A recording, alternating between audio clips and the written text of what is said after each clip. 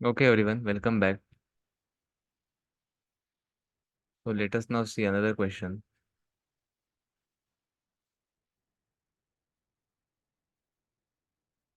In this particular question, they had given like this. Just a minute.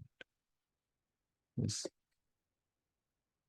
Consider a stress versus strain diagram for mild steel. Mild steel. Okay. The first graph is like this.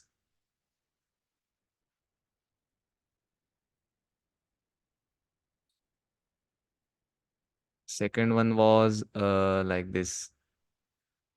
Second one was, yeah,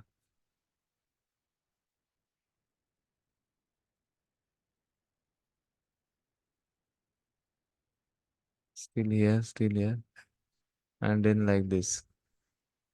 And the third one was like this.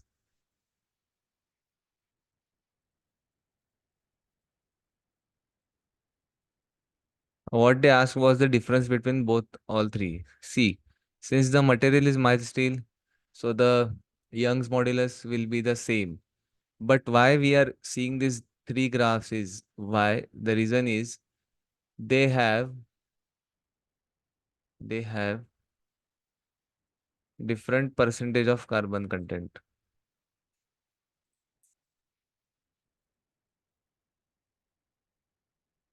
Different percentage of carbon content. Okay. See, here the carbon content is less, hence yielding point is defined in this graph. Okay. Here carbon content is slightly more, so yielding point will shift a little bit higher. But as we go on increasing the carbon content, the yielding point will disappear. So it will be transforming as a brittle material. So there will be a direct fracture point. So this was the basic difference between all of three. Now the counter question they asked was draw a general stress versus strain diagram. Okay. So it is like this, sigma and epsilon. This is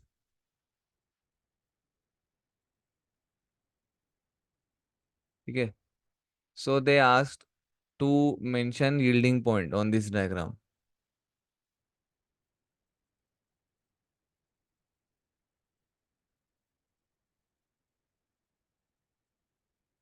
So here is one point. Just a minute, sorry. I changed the color.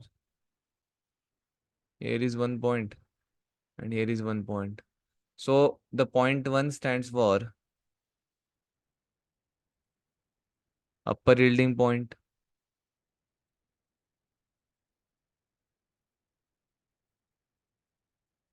and point two is for lower yielding point.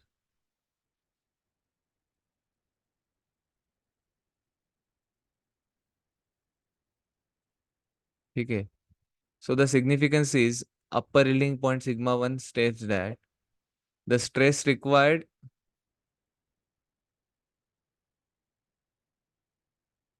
to deform the material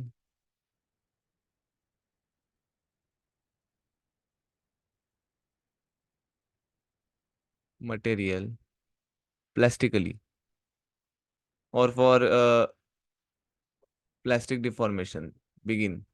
And sigma 2 is for stress required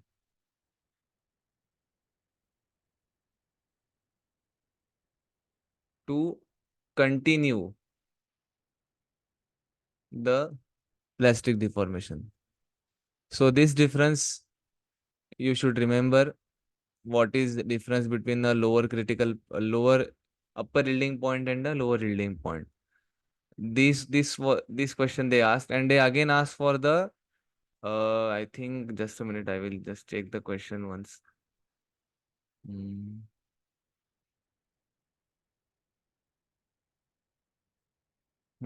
Curve for linear elastic yielding. Draw a curve for linear elastic yielding. So I'm drawing it over here. So it will be like this.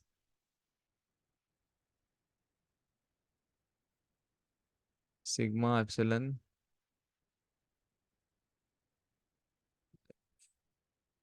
Okay. So I hope you got this one.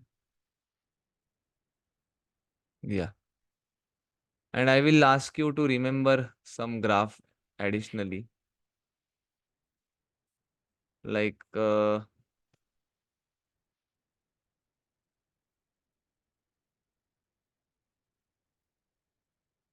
stress strain curve for linear elastic material, for rigid material, for perfectly plastic or rigid plastic material, and then for strain hardening, electroplastic, elastoplastic material. I will draw it for you here. Elastoplastic. This was linear elastic necking. Um, Linear elastic yielding. Sorry.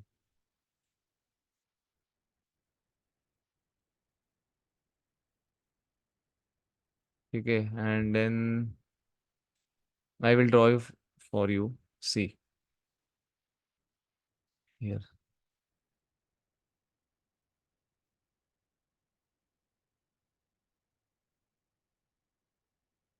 Stress strain curve for perfectly plastic or rigid plastic.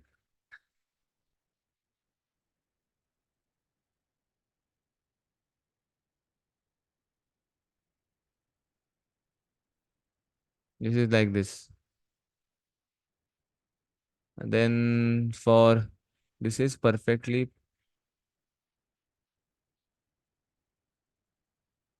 rigid plastic.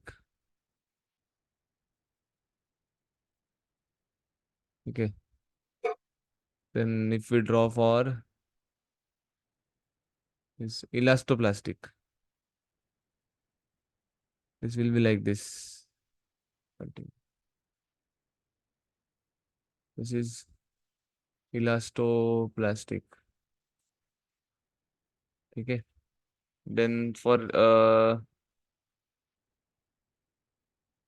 curve for linear elastic necking.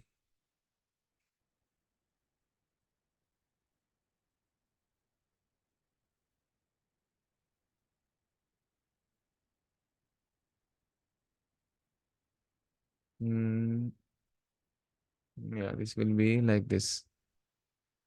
This is linear elastic necking. Okay. And then for a rigid material, it will be like this. Just a straight line here.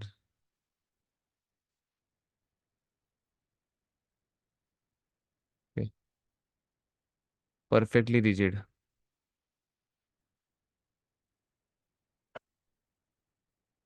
And again for uh, strain hardening, it will be like this. Ma epsilon. For strain hardening, it will be for rigid plastic material. Sorry.